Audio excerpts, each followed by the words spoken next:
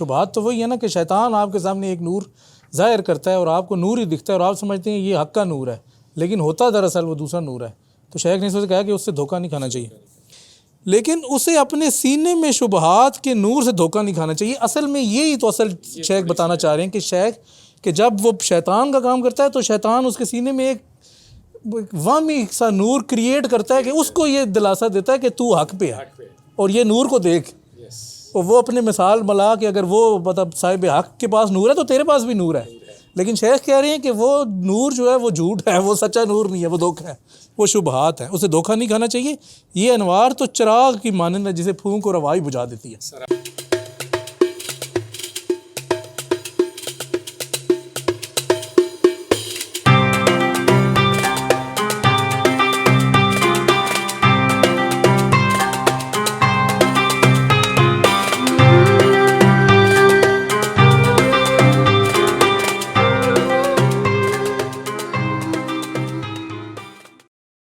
عنایت والا پڑھیں. بیان عنایت بند نہیں کیا تھوڑی دیر کے لیے.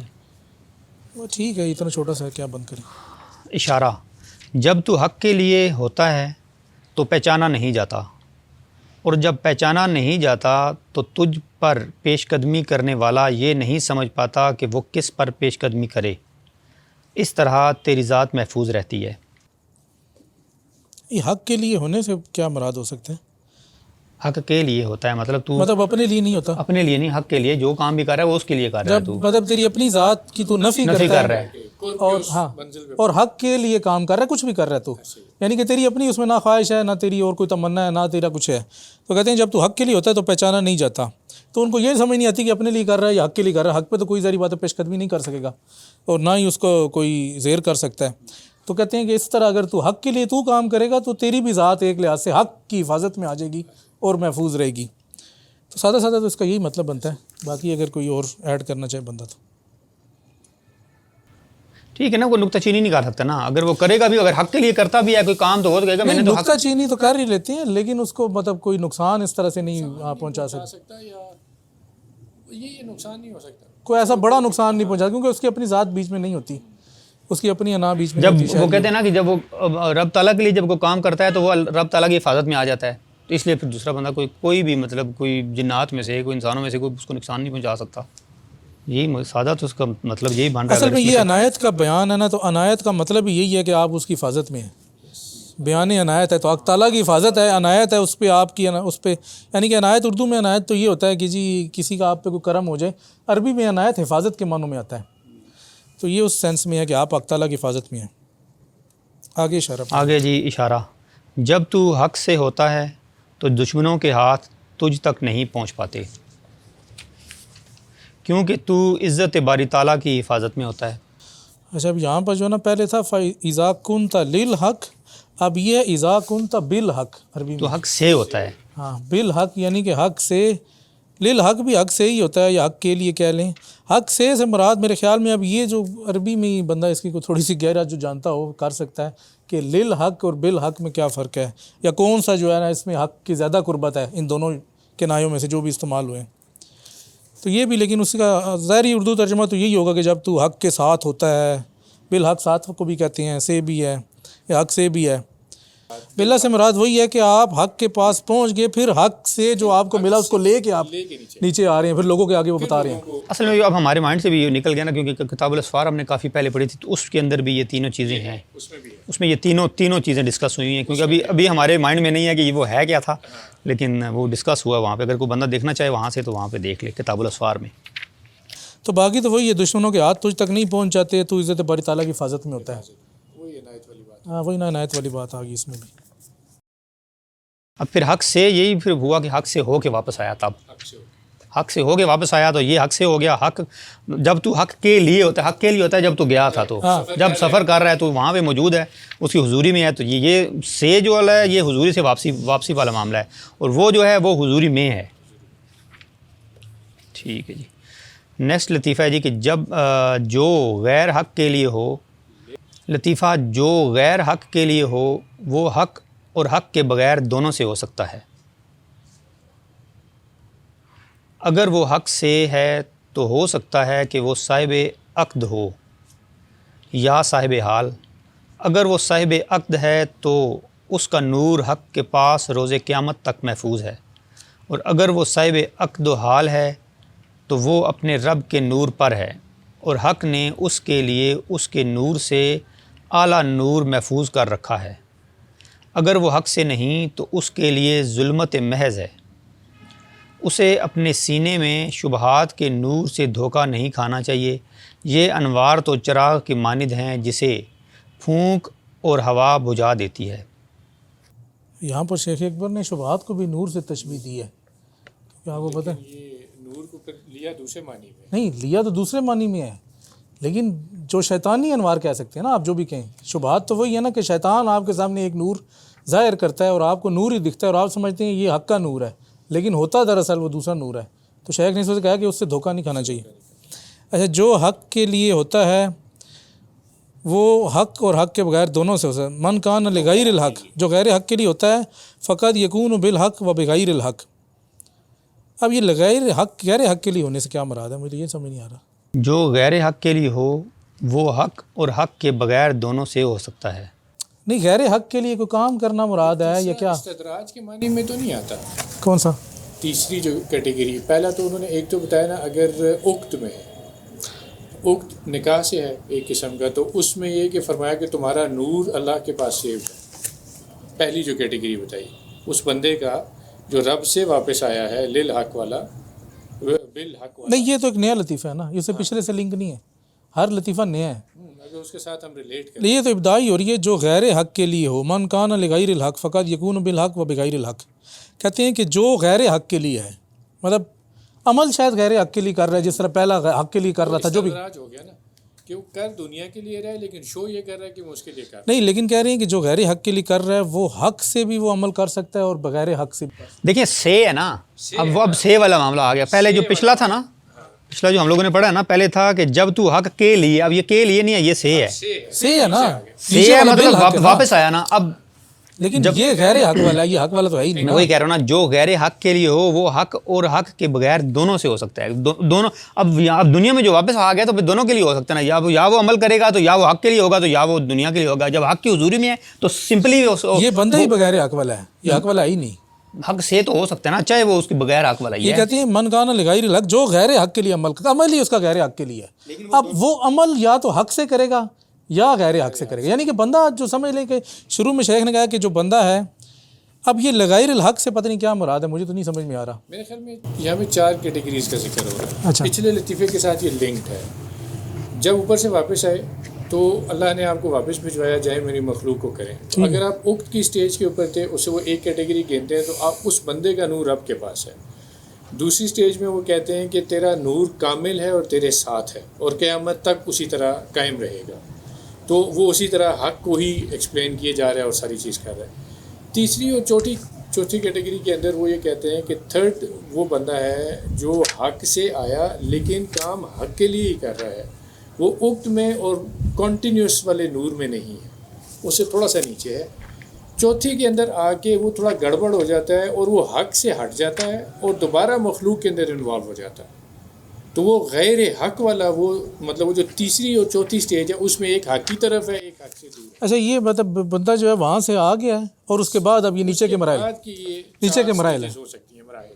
یہ وہ دیکھیں، جب یہ پہلے جو لکھا ہوا ہے کہ جو غیر حق کے لیے ہو وہ حق اور حق کے بغیر دونوں سے ہو سکتا ہے، وہ دونوں سے ہو سکتا ہے نا۔ جب واپس آیا تو دھیان دونوں طرف ہے یہ نا۔ فرق ہو گیا، نہیں یہ فرق ہو گیا۔ جو غیر حق والا تھا نا، یہ اسی جملے میں مطلب یہ فل سٹاپ ادھر آ گیا کہ جو غیر حق کے لیے ہے وہ حق سے بھی غیر کے لیے عمل کر سکتا ہے اور بغیر حق سے بھی کر سکتا ہے۔ یہ بات ادھر ختم ہوگی۔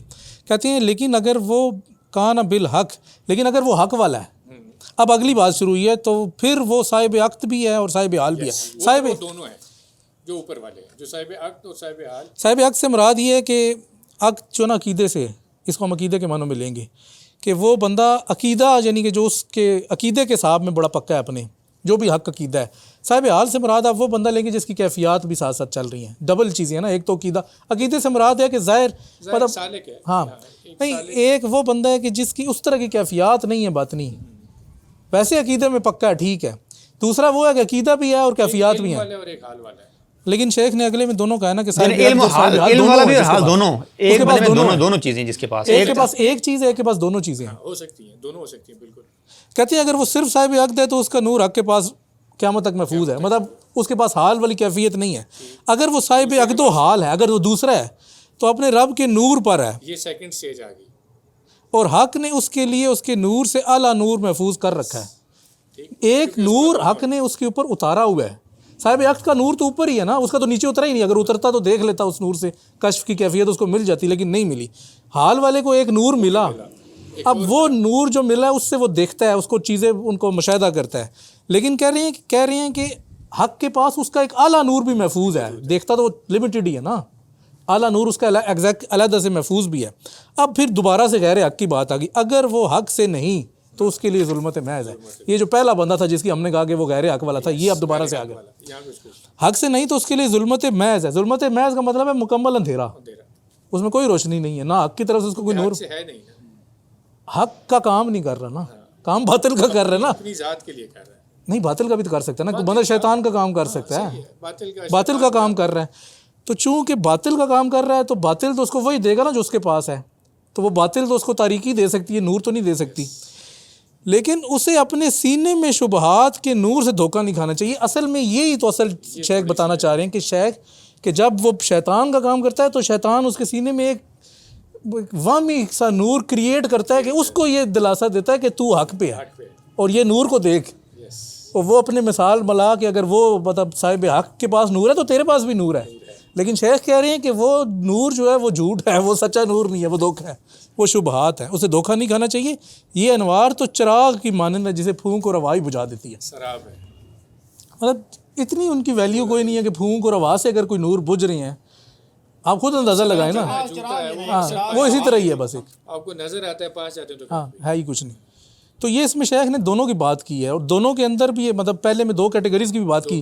حق والے کی بات کی، ایک علم اور ایک حال والا، اور پھر نیچے غیر حق والے کی بات کی کہ اس کا بھی نور ہوتا ہے، لیکن وہ نور جو ہے نا وہ اسی طرح ہی ہے. وہی ہے جیسے کہ وہ ان کے اعمال ان کے لیے مزین کر دیے جاتے ہیں. وہ جس طرح کا عمل کرتا ہے وہ سمجھ رہا ہے میں حق پہ ہوں. وہ تو یہ سمجھ رہا ہے میرے اوپر اللہ تعالیٰ کا بڑا کرم ہے، اس کا نور جو ہے مجھ پہ تجلی ہو رہی ہے. لیکن بیچ میں سے معاملہ دوسرا ہوتا ہے. استدراج والا وہی بات. یہ سب سے بڑا مسئلہ اسی پہ ہوتا ہے، کیونکہ یہ زیادہ تر جو لوگ ہیں نا اس میں آ کے پھنس سکتے ہیں، اس سٹیج پہ پھنستے ہیں زیادہ تر. اچھا جی، نیکسٹ اشارہ ہے جی کہ دنیا میں ولی کی ذلت نہیں، کیونکہ ان کے دلوں میں عزت حق کا مشاہدہ ہوتا ہے. یہ تو صفائی ستھرائی اور ٹھکانے کی حکمت ہے. اس کا حاشیہ بھی ہے. اچھا نہیں، حاشیہ نہیں ہے. دنیا میں ولی کی ذلت نہیں. اب جو ولی کے ساتھ اگر کوئی معاملہ ایسا ہو رہا ہے تو اس کو ذلت کے زمرے میں نہیں گردانا جائے گا. دنیا والے جس کو دیکھیں گے وہ کہیں گے شاید یہ ذلت ہے یا ذلیل ہو رہا ہے، لیکن اس کی ذلت نہیں. وہ اس کی ذلت نہیں ہے، کیونکہ ان کے دلوں میں عزت حق کا مشاہدہ ہوتا ہے. کیونکہ وہ ایک مشاہدے میں ہے، ان کے دل کے اندر وہ جو حق کا، جیسے اوپر تجلی والی بات ہو، یہ سمجھ لیں کہ ان کے دل کے اندر وہ اس حق کا مشاہدہ کر رہے ہوتے ہیں دوسری سینس میں، اور اس کی صفائی اور ستھرائی کا ٹھکانہ ہے. وہ جو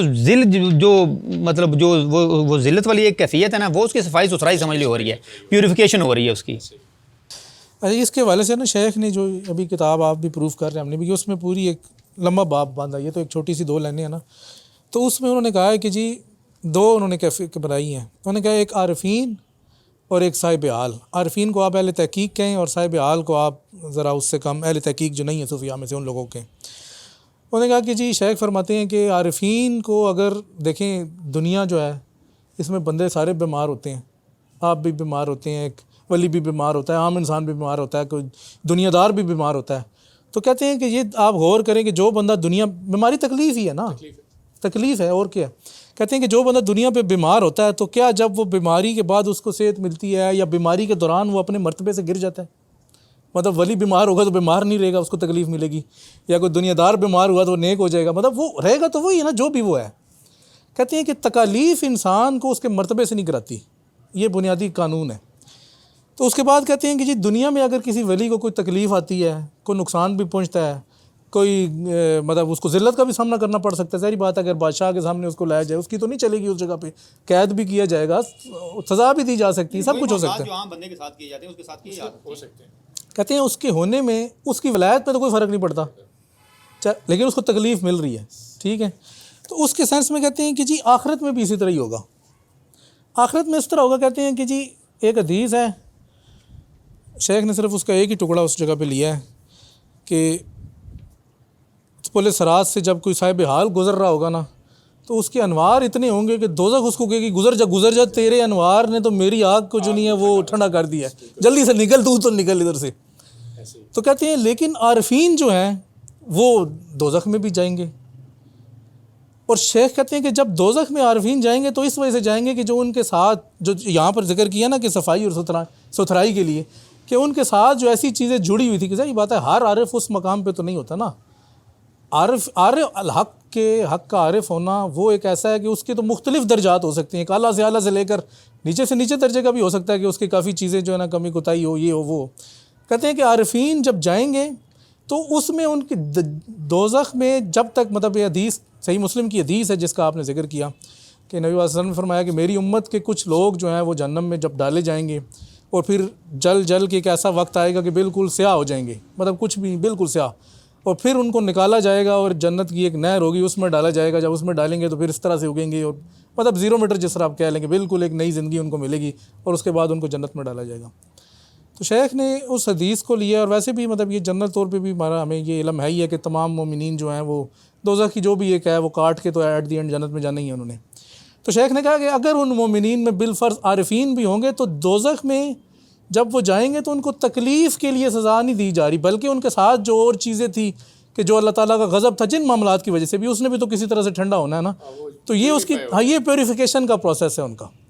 پھر شیخ نے اس کی ایک اور بھی مثال دی.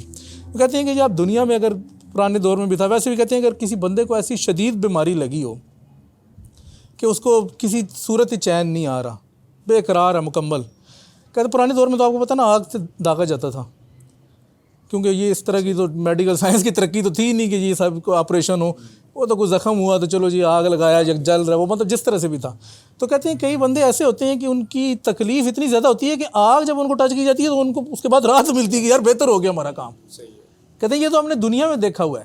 تو اسی کا اگر آپ قیاس آخرت میں بھی کر لیں تو ان لوگوں کو یہ آگ تکلیف کے لیے نہیں دی جائے گی، بلکہ ایک پیوریفیکیشن کے لیے، صفائی ستھرائی کے لیے، اور دوسرے جو اللہ تعالیٰ کا غضب ہے یا جو بھی بظاہر دیکھنے والا تو یہ سمجھے گا کہ اس کو تکلیف ہو رہی ہے، ہاں، لیکن وہ تکلیف نہیں ہوگی، وہ اس کی سمجھ لیں کہ صفائی ستھرائی کے لیے. اصل میں اب 2 باتیں آ گئی نا. دنیا کے اندر اگر کسی ولی کو کوئی تکلیف آتی ہے، کوئی دکھ مصیبت میں مبتلا ہوتا ہے، تو وہ اس کے درجے کے اندر سمجھ لیں کہ ایک درجہ اس کو ملتا ہے، اس کے ترقی ہوتی ہے، اور اس کے علاوہ اس کے جو اعمال ہیں نامہ اعمال میں ثواب لکھا جاتا ہے، کیونکہ جتنی تکلیف ہوگی وہ اس کے بدلے میں اس کو اس کے نامہ اعمال میں. بندہ بیمار ہوتا ہے تو وہ کہتے ہیں نا کہ اس کے پاس جائیں، اسے دعا بھی کروائیں، کیونکہ وہ اللہ گناہ جھڑتے ہیں اور درجات بڑھتے ہیں. یہاں پہ تو یہ ہوتا ہے. اور آگے یہ کیا ہے کہ وہ جو ساتھ اگر تو دنیا کے اندر اس نے کوئی ایسے عمل کیے تھے کہ دنیا میں وہ توبہ نہیں کر سکا، یا دنیا میں وہ ایسے معاملات نہیں کر سکا کہ جس سے وہ اس کی وہ کلین ہو کے جاتا، تو آگے جائے گا تو یہاں سے اس کا مرتبہ بڑھا، یہاں سے اس کو ایک تو مرتبہ بڑھا، اوپر سے نامہ اعمال میں نیکیاں بھی لکھی گئیں. تو آگے گیا تو آگے کچھ چیزیں ایسی تھیں جو باقی رہ گئی تھیں تھوڑی بہت، تو وہ پھر وہ تھا وہ پانی میں کھنگال کے باہر نکالنا، وہ آگ سمجھ لیں کہ کھنگالنے والی چیز تھی. اچھا، اس کے بعد آخری جملہ شیخ نے اس اشارے میں وہ زبردست لکھا. کہتے ہیں کہ جب یہ سارے جنت میں چلے جائیں گے تو وہ صاحب حال کہ جس کے لیے دوزخ نے کہا تھا بھاگ جا، کہتے ہیں وہ جب دیکھے گا تو اس طرح عارفین کو دیکھے گا جدھر سے ہم ستارے دیکھتے ہیں. اس عارف کا درجہ اتنا بلند ہوگا اور وہ دوزخ کاٹ کے آیا ہوا. آپ حیران، میں نے کہا یار کمال کر دیا، مطلب دوزخ کاٹ کے آیا ہوا. صحیح بات ہے، پہلے بتا تو جی دیا تو اس کو دوزخ میں رہ کے آیا، لیکن اس کا درجہ اتنا ہے کہ یار صاحب حال اس کو دیکھے گا تو جس طرح ہم ستارے دیکھتے ہیں، مطلب اور تمنا کرے گا کہ کاش میں ادھر ہو جاتا، لیکن اس کو وہ مقام نہیں ملے گا. منع جن دونوں کا مختلف ہے نا، ایک اور لیول کا دوسرا لیول ہی ہوگا. اصل میں نہیں دیکھیں اس میں دونوں چیزیں ہیں نا. ابھی ہم نے پیچھے پڑھا جو ہے وہ ایک ہے دونوں والا، ایک والا. ایک ہے جس کے پاس خالی جو ہے نا وہ حال ہے، کیفیت ہے. ایک ہے جس کے پاس دونوں ہیں، جس کے پاس حال بھی ہے اور ساتھ علم بھی ہے. جب علم اور حال دونوں ہوں گے تو وہ تو پھر عارف ہے، اس کا مقام تو پھر بھی نیچے سے کھڑے ہو کے دیکھے گا، پھر اس کے لیول پہ تو وہ نہیں جا سکتا. اس پہ جو بات کی نا ابرار بھائی نے، وہ یہی ہے کہ حال اور علم دونوں موجود ہیں، لیکن تھا تو انسان، کچھ نہ کچھ امپیورٹیز رہ گئی. نہیں وہ تو رہ جاتی ہیں نا. تو وہ اگر آپ اس کو کہنا کہ تو جن کا جو سوال تھا نا مجذوب والا، تو مجذوب وہ ہو سکتا ہے کہ اس کی کوئی امپیورٹی نہیں ہے، وہ تو سیدھا ہی جائے گا. اس کے لیے ہم کہہ سکتے ہیں دوزخ بھی کہے گی نکل جا تو میں تو، کیونکہ اس کا تو معاملہ ہی ہو رہا ہے نا. جس طرح شریعت کے لیے ماتو کا لفظ آتا ہے نا کہ جس کی عقلی حالت نہ ہو تو اس پہ شریعت ہی لاگو نہیں ہوتی، تو طریقت میں اس طرح مجذوب کا لفظ آتا ہے کہ جو حالت میں اس پہ کوئی نہ شریعت ہے وہ بس سمجھو گیا ہوا، وہ بخشایا آپ اس کو کہہ سکتے ہیں. اس والی کیفیت میں ایک ہی اس میں وہ ایک ہی وہ کیا کہتے ہیں ایک نظر اس کی ادھر ہی ہے، بس ایک ہی جگہ پہ وہ رکا ہوا ہے. سمجھ لیں رکا ہی ہوتا ہے، جو مجذوب ہوتا ہے وہ رکا ہوتا ہے ایک جگہ پہ. وہ مشاہدے میں ہوتا ہے، رکا ہوا نہیں کہہ سکتے. رکے ہونے سے مراد مطلب ایک ہی چیز کو دیکھ رہا ہے مشاہدہ، بس ادھر ہی وہ ساری زندگی اسی پہ ہی، اس کی تار ایک جڑ گئی ہے، بس اس کو پتہ ہی نہیں ہے باقی ٹائم آئیں باقی باقیوں کا کوئی پتہ نہیں اس کو. اس کو میرے خیال میں وقفہ کریں نا 1 منٹ کا، ہاں کرتے ہیں جی. تو اس کے بعد پھر نیکسٹ آگے کرتے ہیں. کسی